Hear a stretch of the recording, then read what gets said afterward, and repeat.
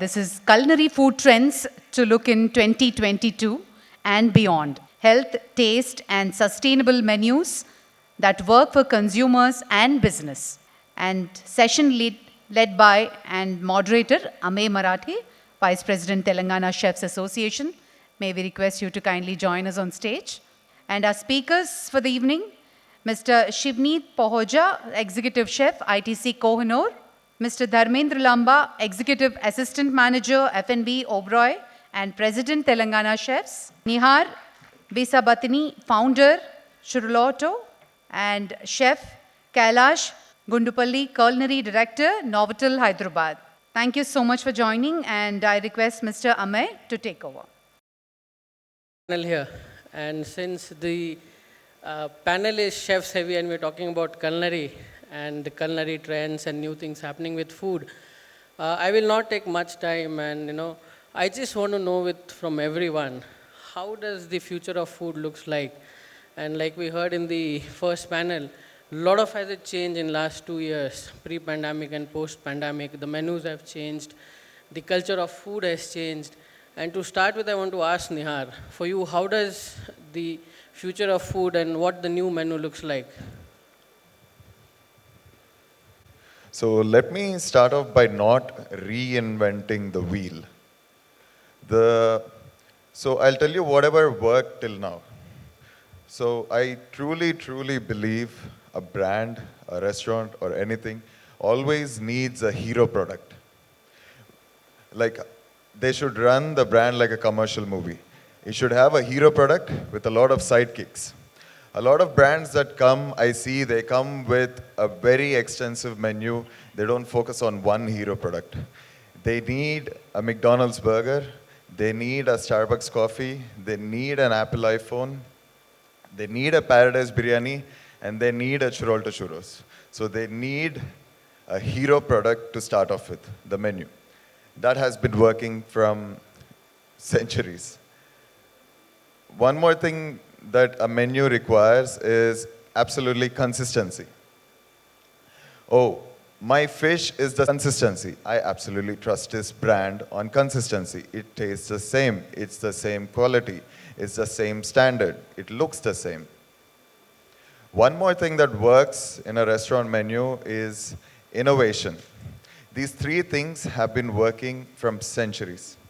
So innovation as in 80%, 60 to 70% of your menu should be the same. And you should always play around with 20% of the menu. You should always keep your customers on your toes. That has always been working. Or else they'll easily cheat on you. They're not even... I always say I have to be that good wife. If I go home, my wife will create something new for me. So I will come home. I won't go to my neighbor's house. I always say that.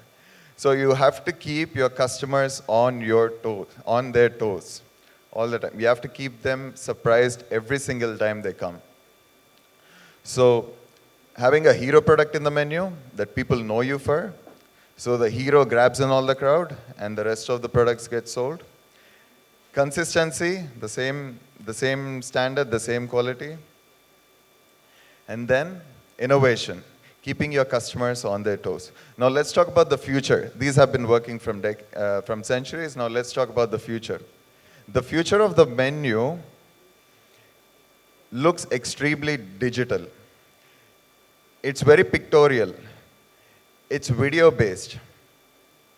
Showing what goes into a product, what the product goes through, the process of the product. In simple layman terms, drool-worthy pictures and videos of the menu. So I always say a restaurant should not act like a restaurant, it should act like a marketing agency. So gone are those days of your 10-page menus with text written on them. The customer goes through the whole menu, and what do they finally order? Dal chawal and paneer butter masala. So how to change that is extremely pictorial menu, and if you can get videos into it, that'll be extremely helpful, because that helped me a lot. The future of the menu looks locally sourced and celebrating the farmers. So even I'm to be blamed for this because I used to get international produce and glamorize them and then showcase that this is this is that, which is not good. And now I'm getting back to celebrating the farmers, getting local produce, showcasing what our country is about. We're the most agriculturally dense country in the world. We do a lot of export. We export agriculture to the whole world, and we're getting products from other countries. That really upsets me. So the future of the menu looks locally sourced and celebrating the farmers.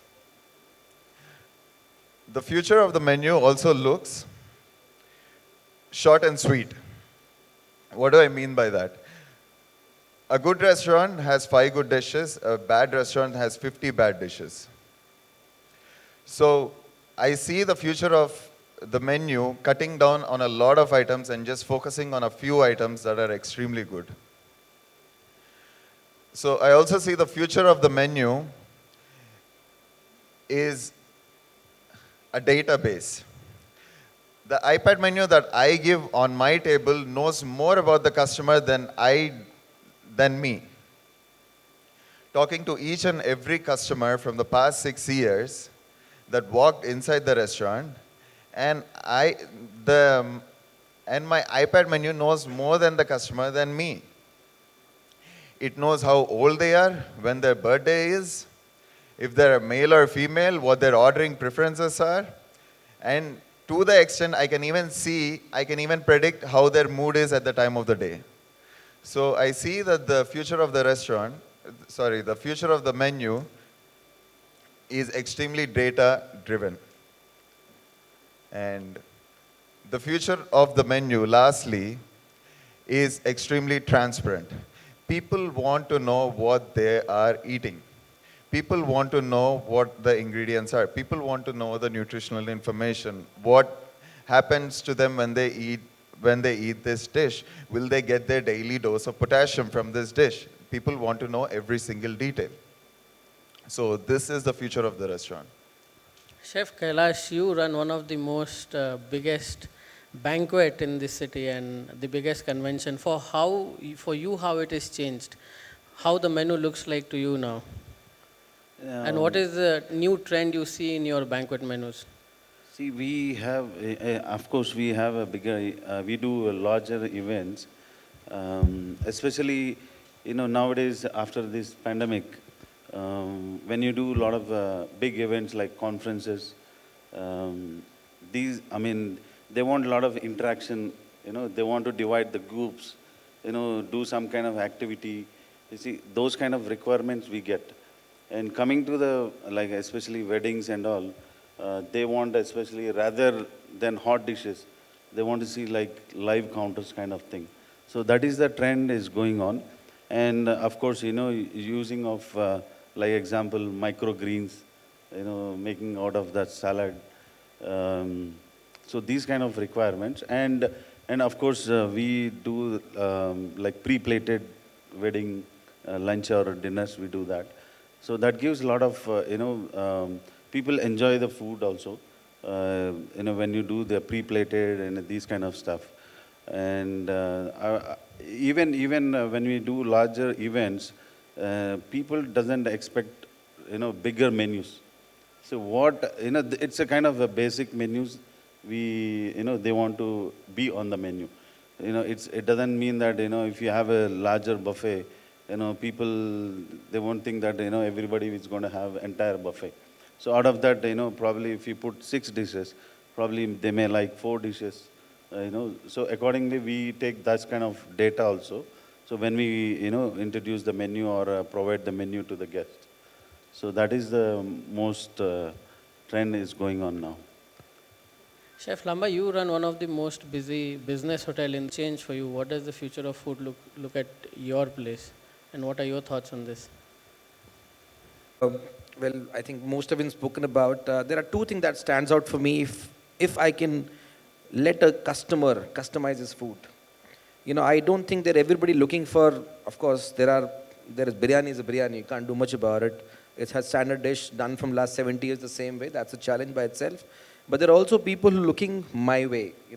That's something, I think that's the future. And I think enough spoken about data usage, and I think future is also AI. I think future would be that some point of time restaurants will have a retina sensors. The moment you enter the restaurant, they know what your preferences are. And your menu in front of your iPad will get customized as per what you like and what you ordered last time. Technology knows about it. So, and it's a necessarily evil. We can't really get away or work without it. And of course, if food has a story, people are much more educated than they were always ever were. Most of them tried cooking as well. Most of them failed, thanks to that, because they still have our jobs. But it's important that guest is fully aware of everything that goes behind, and he wants to know about it. But if you can sell the story, food will sell. And I think guests will not just eat anything and everything. They want to know the whole part of it. The process, the hygiene, the procurement, the whole method that's gone into it, who's the chef who's cooking it, what's his concept of the menu, what the concept of the dishes are. And they want to know the whole thing, not just a menu and a price and it costs so much. That's the future for me. The other thing which is coming up a lot is plant-based meats or plant-based foods, and there's so much happening, and it's like something which was not at all evident 5 years back is coming into mainstream. And I would like to ask Chef Shimni, the executive chef of ITC Kohinoor, what do you think about the new movement of this plant-based food, plant-based meats, which is coming in? So, talking about plant-based or plant-forward menus, or this phenomena of having food which is plant-based and replacing animal-based food, I feel, in my personal opinion, I think it's a lot of marketing. I think it is currently especially in India, it is in a stage of being a fad. I don't think it makes business sense right now to get into anything that is plant-based, primarily because a lot of the input cost of this kind of a menu or product or a cuisine line is so high that it kind of defeats commercial sense. But something that is very positive when we talk about plant-based is plant-based food and ingredients is that the gateway, a gateway to this kind of a phenomena or cuisine is the alternative milk industry. I think that is really going to take off really fast. We can already see signs of it. There will be a lot of diners and users and consumers who will actively let go of dairy milk, and this would primarily be because of reasons of health, because now more and more it is coming to knowledge that adults don't need milk. In fact, in many cases it is harmful for adults. There are so many people who are developing lactose allergies and sensitivities. So this particular kind of genre of plant-based, which is an alternative milk or alternative milk product, for example, cheese and butter, etc., is something, in my opinion, is going to take off. But I really don't see a very promising future for plant-based alternative meats, at least in the next 5 years, and in India more so. So that's my little opinion on the plant-based. It's a great thing. I mean, it's if you have it on your menus, it's great. It's a great option for people who are, wanting this lifestyle. And every restaurant must attempt to have enough number of dishes on the menu which are plant-based or vegan for that matter, so that, there is enough option for our diner. So that, I think, is a responsibility that's on to us as chefs and restaurateurs, that we must have these options available. But to kind of base a business on that, or base a full product profile on that, I think we are a few years away. So you run specialty restaurants at the hotel. Has any of these products made way? But at our coffee shop, which is the Pavilion, Golconda Pavilion, and across 14 locations in the country at ITC hotels, we have a page dedicated to plant-based food on our menu. And it is, it is kind of marketed like that, like a plant-forward menu. We have 5 dishes on that. So we do serve vegan dishes, and we've been doing it for the past year. In fact, we started this project when we hit the pandemic and we had some free time to think about new avenues of growth, etc. And we thought, let's get into this. And we've been running it for 1 year. And the reason I have this feeling and what I'm saying, which I just said, is because I have real-time experience for past 1 year, and it doesn't seem to be very encouraging. other than the fact of, being plant-based milk, plant-based desserts are going to be big. I think that's a big win in this kind of genre, and if somebody wants to get into that, that could make good business sense, because there are a lot of people who are staving away from cream and butter, etc. And because obviously plant-based is, less on fats and milk and stuff like that.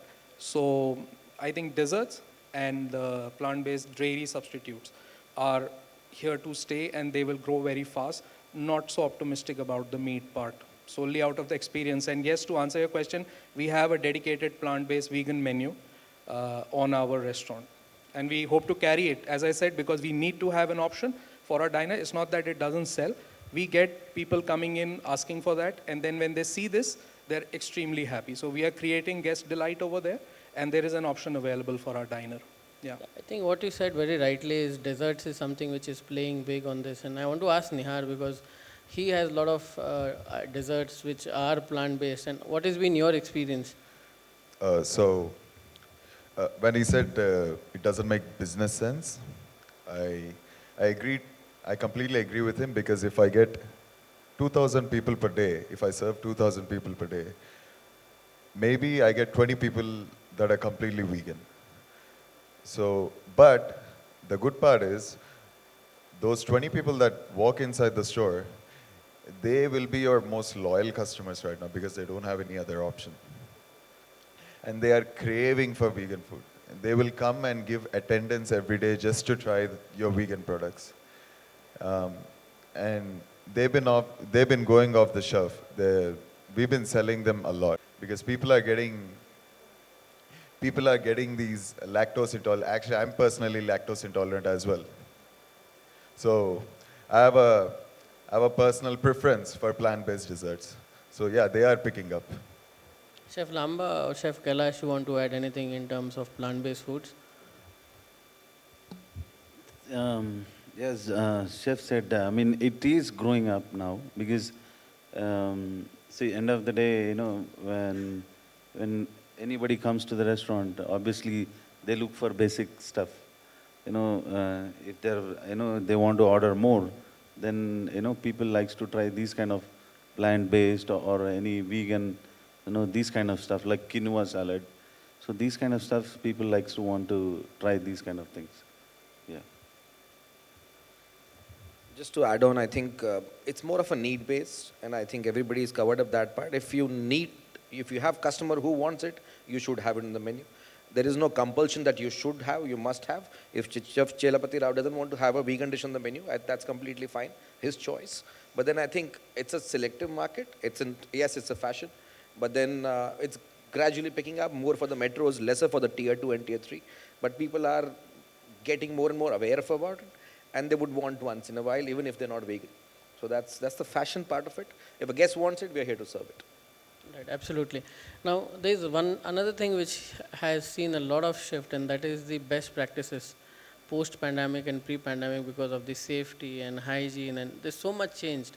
And I want to know from you, Chef Lamba, is how do you see this best practices changing versus innovation and the old school practices? If you ask me, technology in hospitality and restaurants has actually moved 10 years in 2 years, if you ask me honestly. We would have taken 10 years to implement what we have right now. Whether it's the QR codes for the menus, the automation in the billing, you name it. I think, thankfully, that's the advantage of having something. It's a mental shift, paradigm shift in terms of mindset of people. We were heavy on Swiggy, Zomatos, of course, before, not hotels, but everyone else. But hotels also pitched in, and we eventually started delivering. That's where the hotel food reached the houses. And I also felt we were getting only 40 orders a day, but these guests were very, really premium guests who were paying a real creme de la creme price because they believe that we will take care of quality. So we realized something, that there's no point reducing the prices, we'd rather increase the prices and assure that we're giving you quality. So that's a new paradigm shift. We always had the impression of give discounts to get more business. On the contrary, keep it premium, market yourself, tell the guests why you're charging a premium, they're ready to pay for it. Mr. Ram, I want to hear from you, because you're doing something very interesting, and that might be something which a lot of us will include in future in terms of human best practices. And I want to know from you as to what you feel about this. Thank you very much, Amy. Basically, what we are looking at this moment of time, actually after the pandemic, I see that there is a lot of shift in terms of human intervention and technology. Like everybody is moved on to the due to the pandemic, moved on to the comfort zone, like ordering from the Swiggy or Zomato. They are not preferring to come out of the homes and ordering like bigger menu, coming into like starters to the dessert. So they prefer like stay at home, watch the telly, just order some food and eat it. But if you are going to bring the customer back onto the restaurant, and what kind of new things you're going to bring the bring the customer onto your restaurant is going to be a biggest challenge actually. Why the customer need to come to you? Unless until if you are going to add something different, the customer is not going to be attractive. And most of the customer has got a different kind of a mindset at this moment of time. Retention is like why the customer need to come to your restaurant again and again. Unless until you have something different, something unique, and some different kind of a technology of entertainment, like introducing the robots, introducing some kind of technology oriented, some kind of a kids entertainment, then they are preferring to come. I see that definitely technology and industry definitely need to look at into those kind of areas. And there are so many restaurants I have seen, like they are importing the technology and they are working on so many things. And as I see that robotics is entering into the picture, automation is coming into the picture, and even thanks to the Swiggy and Zomato, actually they are realizing themselves like introducing the QR codes and those kind of things are happening. So I definitely see that technology and restaurants and especially food industry definitely need to go hand to hand. The automation is definitely needed at this moment of time. Not only the food, but some kind of interesting factor you need to add it. That's what I feel. So, Shivneet, you want to add something on this? If you like to refresh the question, it would be great. The best practices, old school versus the new innovation. For Yeah. example, I remember when the pandemic started, the morning meetings were moved to Zoom. And we Yeah. were on Zoom from morning to evening. So there's so much of change which has happened. So thankfully now at least the morning meetings are in person. So that's a great thing because Zoom is Zoom, but in our industry, in hospitality, when you're dealing with people, face to face is always better. So that's something positive. But to kind of elaborate on the question of best practices, I think the pandemic has had a little bit of a silver lining. There have been a lot of improvements which have happened in best practices that already kind of existed, especially in hotels, like being in hotels for such a long time. There were a lot of best practices which we were following. But these were kind of, enforced, enforced and dictated, and associates and staff and all of us would kind of do it because we were told to do it. But the pandemic in a way has kind of brought in this awareness. So especially when we talk about hygiene, I think, whenever we travel abroad or when we get, we go work abroad, many of us would have had the opportunity.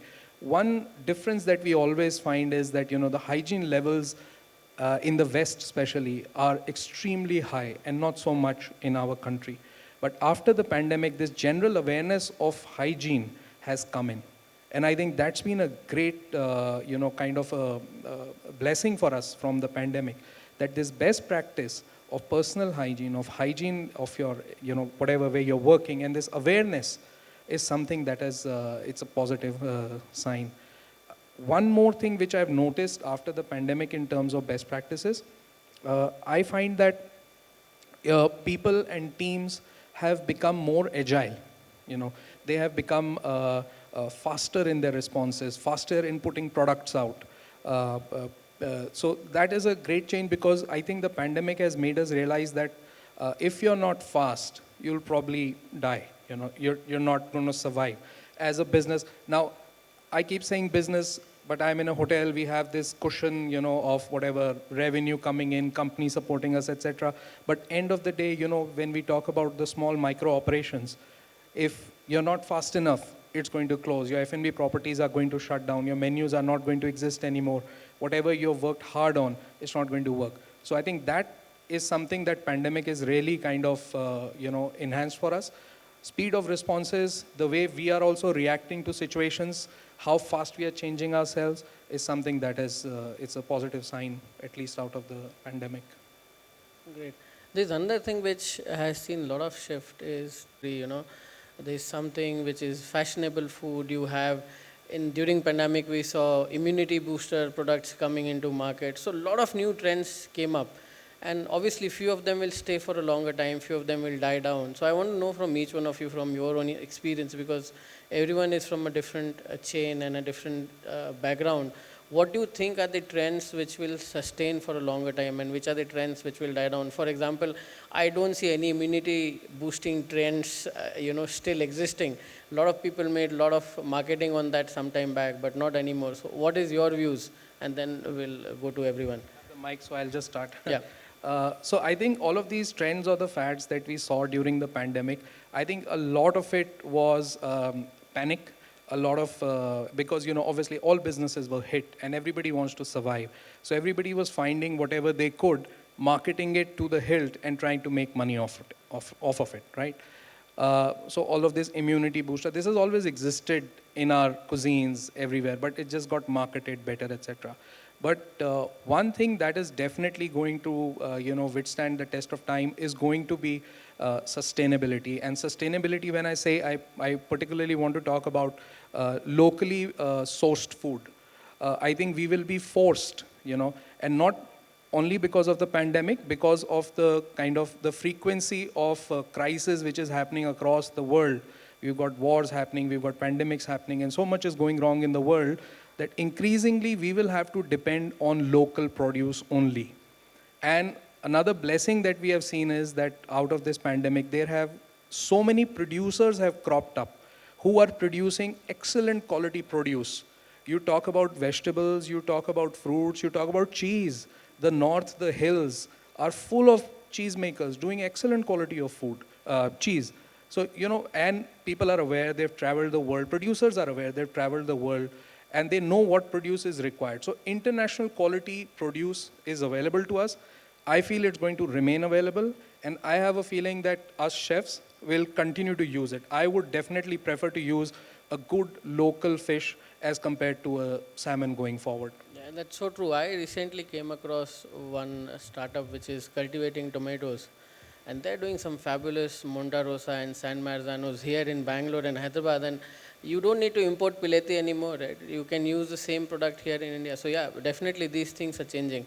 Chef Kailash, one thing which I specifically want to ask you is, since you run a huge operation, the new trend of zero waste, how does Novotel and you and your team look at that trend?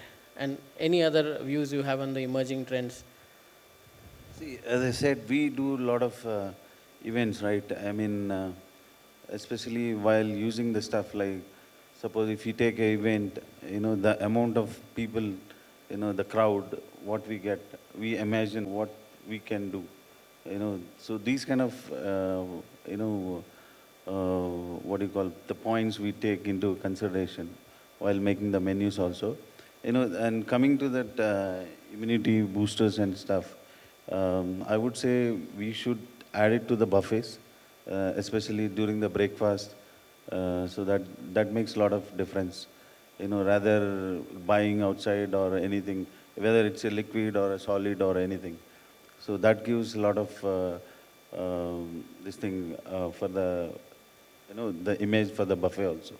And of course the chef and the team, that makes a lot of difference while delivering the food, making the consistency. Nowadays, it's very, hard to interact with the team. That kind of trend is going on now because there's a lot of opportunities going on. So that's the where the concern is. Rather than that, people are now coming up, they like to try so many things, rather the basic ones also. So that is the one we take into consideration also while making the menus and stuff like that. I think two trends that I think will stay and not going anywhere. One, the customer is better aware, like I said earlier. They want to know if you're not telling them. They would like to know how many calories would churros have, and if it's crossing 1,000, then they're going to avoid or have half a portion of it. So they're more calculative. They will stay more calculative. The word health is set in their mind because they tried buying immunity over the shelf. They could not. They were popping in vitamin C and amla pills and everything, but they realized that couldn't stop them from getting positive. So what everybody is more aware than ever before is what goes in. Pre-pandemic, we were just munching on anything and everything that comes in our face. I think awareness is not going anywhere. It's only going to increase. And the better we know about this fact and address it and then work accordingly as restaurants and hotels is going to keep us alive and going. That's number one. Number two, it's more about the story part, which I mentioned earlier. But they want to know the origin of the ingredient. That's not going anywhere. They want to know the whole idea, the concept. And one more thing which has happened, just to add on to this, is they're okay to experiment. People generally, I was told when I started that people don't experiment for breakfast. But now they do. If I do a quinoa pulao, they want to try this. If I do a millet multigrain khichdi for breakfast, they want to try a spoon of it. They will still eat the chole bhature, which is fine with me, but they will take a spoon of that multigrain or a millet or a poha, which is again a millet. But then the idea is they're okay to experiment. This is not going anywhere. They were very conservative. Okay, they opened gradually, but now they're more open to experiments. They would like to try if Tatwa does only a vegetarian fine dining 5-course menu, they would want to pay a premium for it and want to try this. Experimentation is better accepted than ever before. I'll talk like a businessman. The trend I see, which is not going away, is this trend of cloud kitchens. I absolutely love cloud kitchens. I have a doubt at a location that I'm taking. I have to spend crores on it. I just put a cloud kitchen nearby. I see the data. Hey, it's good data. People are ordering. Let's put a store over there. I love cloud kitchens. I just take 300 square feet, I put 3 people, and I do 30 to 40% of the sale, what I do in a main outlet. I'm extremely happy with it. So I think the trend of cloud kitchens is not going away anytime soon, or ever. Mr. Ram, what do you want to add on the trends? Trend I see is the data, analytics, especially as everybody is saying, know your customer is very, very important, and give him the best is the one of the thing, and customer experience is very important, as I mentioned earlier as well. So data, analytics, customer experience is going to be the more or less is much needed. Because most of the Western countries are doing that, but we are lacking. But definitely we are going to be picking up ourselves as an Indian market. We will be meeting that customer needs actually. That's going to be, as long as you're satisfying your customer, is definitely going to be you will be having repetitive customers. That's what I see. Right. One thing which I want to ask Chef Lamba is, you are also the president of the Telangana Chefs Association, and whatever we discussed till now, is the association doing anything towards it, and what is the plan? I still consider our association a young one. We're only about 3 years now, and out of which 2 years was pretty much locked in our houses. But something that has happened, Amay, and we've done this together. 4 years ago, there was no platform to share our thoughts, share our ideas, and there was so much talent, especially in Telangana and Hyderabad, that they were just going waste, and they were looking for opportunities, were not getting some. I think what association has done for us and for the state and the city is there is some platform where people are coming together, sharing ideas, sharing thoughts. There are so many opportunities that are getting created now. And I think moving forward is only get better and better because participation is only growing. Like Novotel, we did the convention only for chefs. There were 150 executive chefs under one ceiling. That's a big statement to make. And I think there are a few more lined up going forward. I think unity is all about coming together and doing something for the common cause. And I think the young future of the hospitality and restaurants in particular will need some guidance because they are lost between technology and authenticity, and they're slightly confused right now. They don't want to work hard, but they want the fame. So I think people on this forum and sitting right across in the room would need to guide them, and association plays a very vital role there. Right. The another thing which is also seen a rise, and I think the earlier panel also spoke a lot about it, is the increase in delivery business. And I want to know from each one of you how hard or how easy it is to maintain the food's hygiene and the temperature. So how do you maintain your food through these delivery partners? How do you make sure that it reaches right? What all things you look at, and what are the parameters you put in place so that the food reaches to the customer in the right shape, specifically through these delivery partners? So one, there are pros and cons for this one. The pros are, there is no, so the delivery time limit for our industry is in seconds and minutes. So that gives you a little slack on that. You don't need to deliver in seconds and minutes. You can deliver at your own time. The second thing is the customer isn't waiting for you outside. He's waiting at home. So you get that, you don't have that anxiety that you need to deliver extremely fast. The cons are, it cuts the relationship between the restaurant and the customer, and it makes it an online experience. So what I've seen is the food loses its soul when it's delivering from a cloud kitchen or a restaurant to the customer. So I'm still figuring it out how to get that soul. This is a challenge. The second challenge is the packaging cost. The packaging needs to be extremely good, extremely sturdy. It should handle many natural forces like sunlight, rain, bad weather,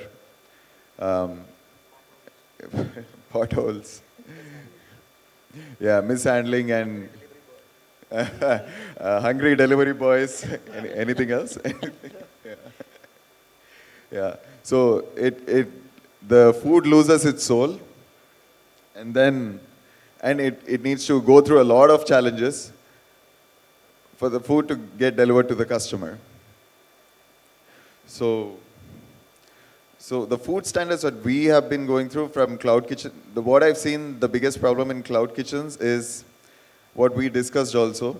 They are handled like they're becoming orphans that are not attended. They're becoming unattended orphans. They're just somewhere at the top of some building, 300 square feet, 3 people, they're not attended. A customer never comes to them and says, the food is amazing, you did a great job. They don't get any appreciation. It's just extremely robotic. So this is the challenge I see. There are pros and cons. These are the cons. This is the challenge I see in managing with third-party deliveries. Chef Lamba, how do you maintain standards when you deliver food? So, Because I know you cater to a lot of A-grade people, and I've seen personally some parcels going from Trident. So how do you maintain those standards? honestly, if you ask a chef, he would say, come to my restaurant, eat. Honestly, I think all chefs will agree on that. Because I want to see the face, the expression. Because that smile is my reward for the day. I don't think we all only work for money. I hope the GM is not listening, but then it's very important to see the expression on the guests, and they say, wow, maza aa gaya. That's simple things. Or a chef asking a guest, sir, kya khaoge? These are things that can only happen in restaurant one-to-one. So honestly, Obro is a pulled out of delivery. We do not do it. If a guest says, I still want it, sir, come and pick it up. We've always been snobbish about it, and we're even more snobbish about it. So delivery is not our forte. We don't do it. We are not a delivery business, and we don't trust anyone else to deliver it for us. So we did it because it was a need to run the business, to get our salaries in place. But as of now, if you ask me, not really. Chef Kailash? I mean, thanks to WhatsApp group, what we have it. Example, when we get these orders, online orders, we have 4 groups. So every group gets the message. Arey, order aa gaya, order aa gaya. So that, because the time limit, example, whatever the portal online, so they have the time limit, right? We need to make the food and deliver to this person, then he goes to deliver to the home. So those kind of things, we are alert on that, So that is one part. And while it's not only about, making the food and delivering the food at home. So like example, I hope, I mean, some of the hotels have tried that kind of concept, like DIY, and do it yourself, butter chicken can be made at home. We give ingredients, cook at home. So that kind of concept also, we worked it out, and it worked, I mean, I would say 40%. So that is one thing.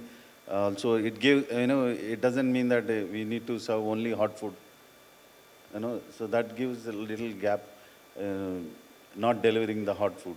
And obviously, example, I mean, the delivery boy, whoever takes the food, the way they takes the food, that needs to be a little bit, improve has to be there.